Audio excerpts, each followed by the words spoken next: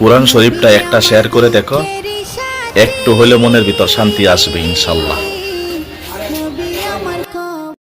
আমি আল্লাহকে সাক্ষী রেখে বলছি, যে ব্যক্তি আমার এই ভিডিওটা 2টি শেয়ার 1টি রিপোস্ট করে দিবে, আমি তার জন্য মন থেকে দোয়া করব। হযরত মুহাম্মদ সাল্লাল্লাহু আলাইহি ওয়াসাল্লাম বলেন, যে ব্যক্তি এই দোয়াটি পাঠ করবে, আল্লাহ তাআলা তার জীবনের সকল বিপদ আপদ দূর করে দিবেন, তার মনের পেরেশানি দূর করে দিবেন। দোয়াটি হলো, ইয়া হাইয়ু ইয়া কাইয়ুম বিরাহমাতিকা আস্তাগীস। কেউ আমিন না লিখে যাবেন না। পবিত্র কাবা শরীফের ইমাম স্বপ্নে দেখেছেন, যদি কেউ এই মেসেজটি শেয়ার করে তাহলে আল্লাহ তাআলা তার মনের আশা পূর্ণ করবেন ইনশাআল্লাহ। কোরআন শরীফটা একটা শেয়ার করে দেখো, একটু হলে মনের ভিতর শান্তি আসবে ইনশাল্লাহ। প্রিয় নবীকে স্বপ্নে দেখার দোয়াটা জেনে নিন। হতে পারে এই দোয়ার বদৌলতে আজ রাতে প্রিয় নবী স্বপ্নে দেখা দিবেন।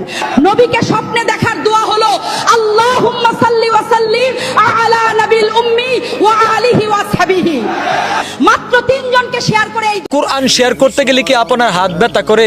তাহলে নাচ গানের ভিডিও শেয়ার করেন, আর কুরআনের ভিডিও শেয়ার না করে উপরে ধাক্কা মারেন, যান ধাক্কা মারেন। যাদের কোরআন শরীফ পছন্দ না তারা কোরআন শরীফের ভিডিওটি ধাক্কা মারেন, আর যাদের কোরআন শরীফ পছন্দ তারা এই ভিডিওটি 5 জন ব্যক্তিকে শেয়ার করে পাঠিয়ে দিন। ইনশাআল্লাহ আল্লাহ তাআলা আপনার মনের নামাজটা দেখা যে শেয়ার করবে সে হলো প্রকৃত মুসলমান, আর যে দেখাও শেয়ার করবে না সে কোনো মুসলমান হতে পারে না, কারণ এটা আমাদের প্রকৃত। কুরআন দেখতে সুন্দর কিন্তু কুরআন শেয়ার করা যায় না, তাহলে তুমি বুঝে নিও তুমি কুরআনকে সত্যিই ভালো।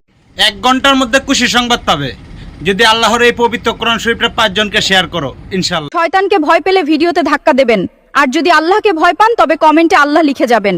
দেখি হাদিসটি কতজন ইমানদার ভাই বোন শেয়ার করে দেন।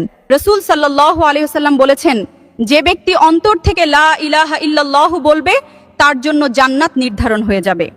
আমি কাবার সামনে দাঁড়িয়ে আল্লাহর কসম করে বলছি, যে ব্যক্তি এই ভিডিওটা 10 জনের কাছে শেয়ার করে দেবে, আমি তাদের সবার জন্য মন থেকে দোয়া করব।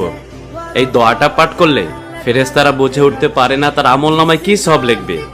তখন আল্লাহ তাআলা বলেন, হে ফেরেশতারা, বান্দা যেভাবে বলেছে ওইভাবে লিখে রাখো, ওই বান্দার সব আমি নিজে দিব। সুবহানাল্লাহ। দোয়াটা হলো, আল্লাহুম্মা লাকাল হামদ কামা ইয়ামবাগি লিজালালি ওয়াজহিক। কেউ যদি আমার এই পবিত্র কোরআন শরীফকে 5 বার শেয়ার করে দিত, ওই উপরওয়ালা কসম কেটে বলছি ভাই, আমি তার প্রত্যেক নবীজির কবরটা দেখে যে একটা শেয়ার করবে, ইনশাআল্লাহ মহান আল্লাহ তাআলা তার সকল মনের আশা পূর্ণ করবেন। আজানটা মনোযোগ দিয়ে শুনেন। যদি আপনি মুসলিম হয়ে থাকেন তাহলে আরেকটা মুসলিমের কাছে আজানটা শেয়ার করেন। আল্লাহু আকবার।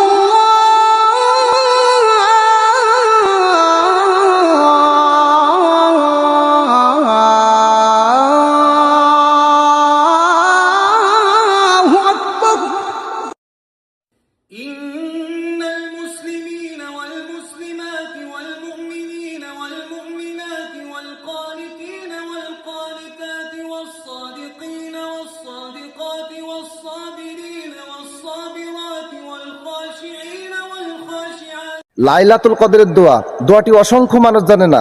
ভাইরে, ভিডিওটি ধাক্কা দেন, একটা শেয়ার করে যান। আপনি ভাবতেও পারবেন না আপনার একটা শেয়ারের মাধ্যমে কত লক্ষ কোটি মানুষ জানবে। এর বিনিময়ে আপনি অসংখ্য অগণিত নেকির অংশীদার হবেন ইনশাআল্লাহ। দোয়াটি হলো, আল্লাহুম্মা ইন্নাকা আফুউন কারীমুন তুহিব্বুল আফওয়া ফাআফু আন। যে ব্যক্তি ফজর থেকে ঈশা পর্যন্ত কষ্ট করে 100 বার দুরুদে পাক করতে পারে সে যেন জান্নাত কিনে নিয়েছে। আর যে ব্যক্তি এই খুশির খবরটি অন্য মানুষের কাছে পৌঁছে দেয়, তাহলে কিয়ামতের দিন আল্লাহর প্রিয় নবী তাকে খুঁজে জান্নাতে নিয়ে যাবে। যাদের কোরআন শরীফ পছন্দ না তারা কোরআন শরীফের ভিডিওটি ধাক্কা মারেন, আর যাদের কোরআন শরীফ পছন্দ তারা এই ভিডিওটি 5 জন ব্যক্তিকে শেয়ার করে পাঠিয়ে দিন। ইনশাআল্লাহ আল্লাহ তাআলা আপনার মনের কোরআন শরীফটা একবার শেয়ার করে দেখেন, একটু হলেও মনের মধ্যে শান্তি আসবে ইনশাআল্লাহ। ধাক্কা দেবেন না, বলে দিলাম, সমস্যা হবে। ইনশাআল্লাহ কোরআনটা দেখে একটা শেয়ার করুন, আপনার মনে আশা পূরণ হবে। 1 ঘন্টার মধ্যে খুশি সংবাদ পাবে যদি আল্লাহর এই পবিত্র কোরআন শরীফটা 5 জনকে শেয়ার করো ইনশাআল্লাহ। এটা তো কোনো রাজা বাদশার ঘর না যে আপনাকে শেয়ার করতে হবে। এটা হচ্ছে আমাদের প্রিয় নবী সাল্লাল্লাহু আলাইহি সাল্লামের ঘর। ভাই, জীবনে বহুত খারাপ ভিডিও শেয়ার করছেন, একটাবারে আমাদের প্রিয় নবীজির ঘরটা শেয়ার করেন। হে আল্লাহ, যে এখন আমার এই ভিডিওটা দেখতেছে তাকে তুমি 5 ওয়াক্ত নামাজ পড়ার তৌফিক দান করো, সৎ পথে চলার তৌফিক দান করো, শয়তানের ধোঁকা থেকে রক্ষা করো, আমিন। শয়তানকে ভয় পেলে ভিডিওতে ধাক্কা দেবেন, আর যদি আল্লাহকে ভয় পান তবে কমেন্টে আল্লাহ লিখে যাবেন। দেখি হাদিসটি কতজন ইমানদার ভাই বোন শেয়ার করে দেন। রাসূল সাল্লাল্লাহু আলাইহি ওয়াসাল্লাম বলেছেন, যে ব্যক্তি অন্তর থেকে লা ইলাহা ইল্লাল্লাহু বলবে তার জন্য জান্নাত নির্ধারণ হয়ে যাবে।